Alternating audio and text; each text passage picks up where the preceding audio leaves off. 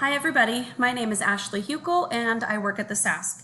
I'm sending you a video today to let you know about something that a social emotional learning committee worked on and developed over the summer. So the team consisted of school psychologists, administrators, and teachers. And they got together and talked about what do our students need to learn. We looked at, the team looked at the core competencies for social emotional learning and then talked about how does that apply to our students in our classrooms. So let me show you what they did.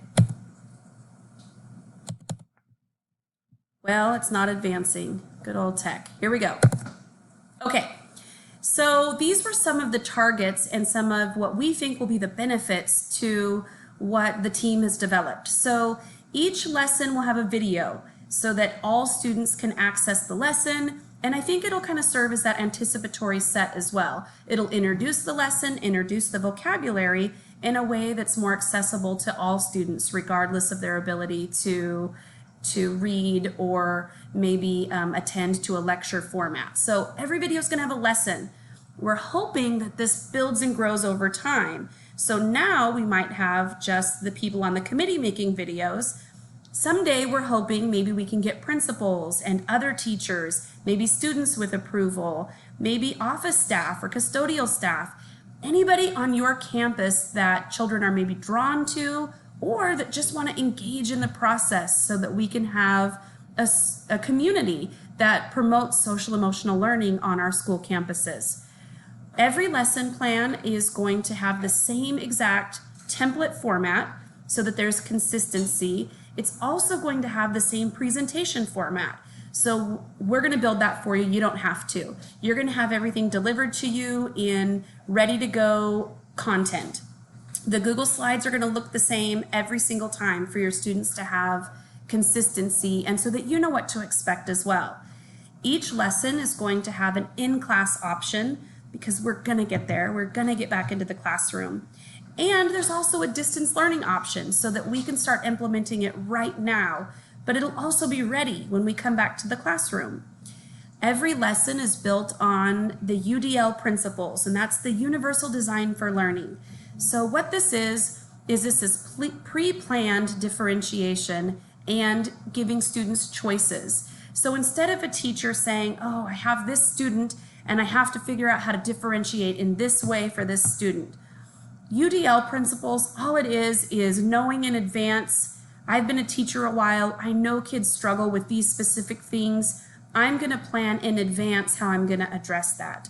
So that every lesson is already going to have that embedded for you so that students of all ability levels can have access, but also because social emotional learning is so deeply enmeshed in students' feelings, we want them to open up, we want to start having dialogue about feelings, about behavior, and about growth.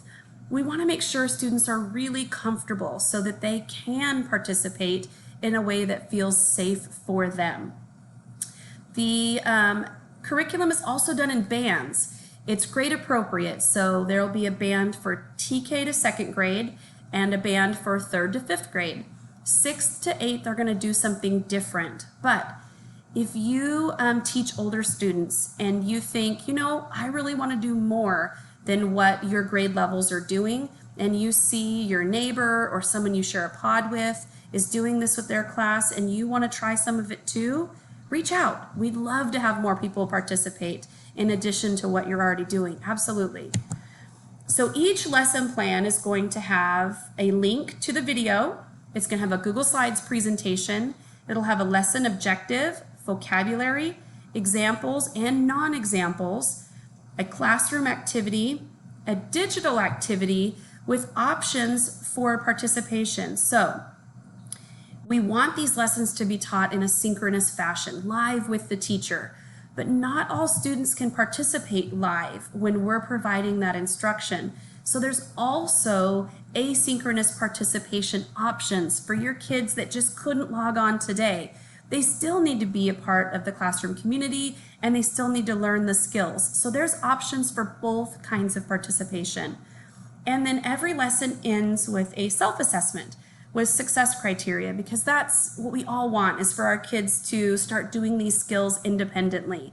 So they're going to be able to say, you know what, I did do this. I did introduce myself by verbally sharing my name and some information about me, or by making a slides presentation, or I drew a picture of important people because I wasn't comfortable talking about it, but I did show my neighbor. So I'm learning how to introduce myself in a way that is comfortable for me, but I know what the success criteria is. And if your students aren't introducing themselves yet in a way that we would hope they could, they'll get there. The more we work through this every year, the better they're going to get at these skills. So on this presentation, which I will share out when I'm done with the video, we don't have our published website yet or our published links that are connected to our district curriculum or our district website yet.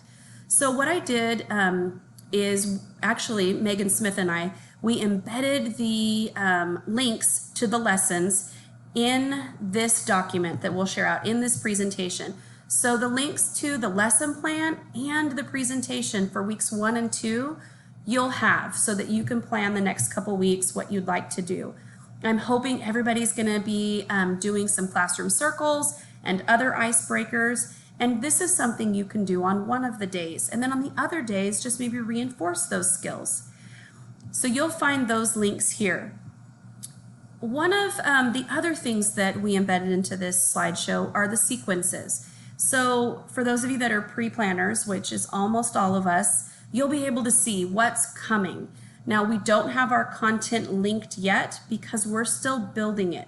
The teachers on your campuses, the people at the SASC, we're all still building it in real time. What I can tell you is that you will have all of the links in advance, and we're hoping that you'll have them a few weeks in advance so that whenever you are planning for the following week or 2 weeks out, you'll be able to click on the link and it'll take you directly to the lesson so that you can embed it into whatever digital format you're using, or you can just start thinking about ideas for expanding that topic or that lesson. And then if you want more information about social emotional learning, we included the SEL core competencies in this presentation. So you'll be able to go to that website in all your free time and read all about it and learn more information. But if you don't have time, that's okay. We're going to send you the information as we have it. We're not going to just be sending it in a weekly update. You'll have a place where you go where you can retrieve it so that you can move at your own, you can plan at your own pace. And if you're a pre-planner, it'll be there waiting for you. And lastly, I just wanted to take a minute to thank all of the team members for participating in the process and for continuing to develop content. If I did include in the bottom, if anyone is interested in becoming a star, if you think, you know what, I do fancy myself as a movie star, I think I would like to make videos, reach out to anyone you see on this list. I'm sure they would love the help. And my guess is that if you are a star, a secret star, or a not so secret star, people might be reaching out to you too. Don't hesitate to join in, because the more people we have involved, the better community we're able to build. And we're excited to do that. So I hope you have a wonderful weekend. I know it's undoubtedly been a really stressful week, but we're here to support you, and hopefully this will be something that you really enjoy doing with your students. Take care.